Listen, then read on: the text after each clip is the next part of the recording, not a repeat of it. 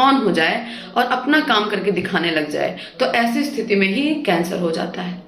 अभी जो ऑन्कोजीन है, इसके ऑन होने पर ऐसा क्या होता है कि आपको कैंसर हो जाता है, उसे ही हम कैंसर की मैकेनिज्म कहते हैं। इस जीन के ऑन होते ही आपकी बॉडी की नॉर्मल फिजियोलॉजी चेंज होकर ऑन्कोजीन के एक्टिव होने की वजह से कुछ अब नॉर्मल फिजियोलॉजी शुरू हो जाती हैं, जो कैंसर का कारण बनती हैं।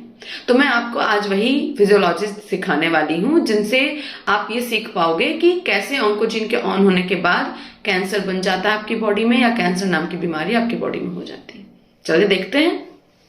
तो बच्चों, अगर अनफॉर्चुनेटली किसी नॉर्मल सेल का ऑन्कोजीन ऑन हो जाए तो ऐसा क्या हो जाता है कि वो नॉर्मल सेल कैंसरस सेल्स में कन्वर्ट हो जाती है।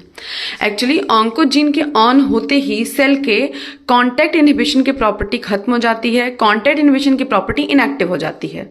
सो अब हमें ये जानना होगा कि कॉन्टैक्ट इनहिबिशन होता क्या है। तो आप इधर ध्यान से देखिए, अगर कोई नॉर्मल टिश्यू है, उसकी नॉर्मल सेल्स को ग्रोथ करना है तो उसको न्यूट्रिएंट की सप्लाई, ऑक्सीजन की सप्लाई, ग्रोथ हार्मोन्स की सप्लाई अगर ऑप्टिमम हो रही है तो सेल्स नॉर्मली ग्रोथ करती जाती हैं।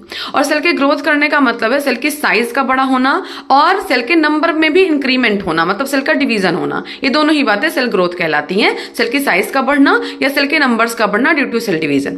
तो अब इस सेल को सब कुछ नॉर्मली मिल रहा है और ये नॉर्मल टिश्यू, इसमें ऑन्कोजीन ऑफ है, ठीक है। इस कंडीशन में क्या होता है, सेल्स डिवाइड करते टाइम या खुद को बड़ा करते टाइम, खुद की ग्रोथ करते टाइम तब तक ही ग्रोथ करती हैं जब तक वो बगल वाली सेल के कांटेक्ट में ना आ जाए। जैसे ही सेल बगल वाली सेल के कांटेक्ट में आ गई, इसको पता है कि कांटेक्ट में आते ही अब ग्रोथ को इनहिबिट करना है। मान लीजिए एक बार और इसका डिवीजन कराते हैं, ये कांटेक्ट में आते ही अब ग्रोथ को इनहिबिट कर लेगी, कांटेक्ट में आते ही सेल्स की ग्रोथ इनहिबिट हो जाएगी।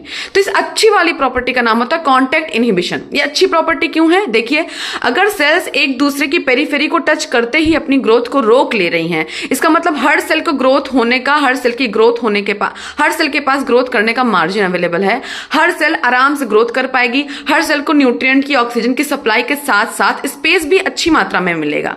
लेकिन वहीं अगर आप ऐसा कुछ इमेजिन करिए, मान लीजिए नॉर्मल सेल नहीं है, कैंसरस टिश्यू है, कैंसरस सेल्स हैं, उनकी ऑन्कोजीन एक्टिवेट हो चुकी, तो क्या होगा, तब इन सेल्स को न्यूट्रिएंट की, ऑक्सीजन की, हार्मोन की सप्लाई अगर होती रहे तो ये किस तरीके से डिवाइड करती हैं, इनके कॉन्टैक्ट इनहिबिशन की प्रॉपर्टी खत्म हो चुकी है और ये डिवाइड करते टाइम ध्यान ही नहीं देती हैं कि कब ये दूसरी सेल की पेरिफेरी में घुस जा रही हैं, कब ये एक दूसरी सेल का स्पेस, एक दूसरी सेल का न्यूट्रिएंट, एक दूसरी सेल का ऑक्सीजन छीन ले रही हैं, कब पीछे वाली सेल्स नीचे वाली सेल्स को डिवाइड होने का स्पेस तक नहीं मिल रहा है। ये देखिए, इस तरीके के डिवीजन को हम कहते हैं अनकंट्रोल्ड डिवीजन। आपने सुना होगा, there is uncontrolled division in cancer, इसको आप कहते हैं अनकंट्रोल्ड डिवीजन। ये अनकंट्रोल्ड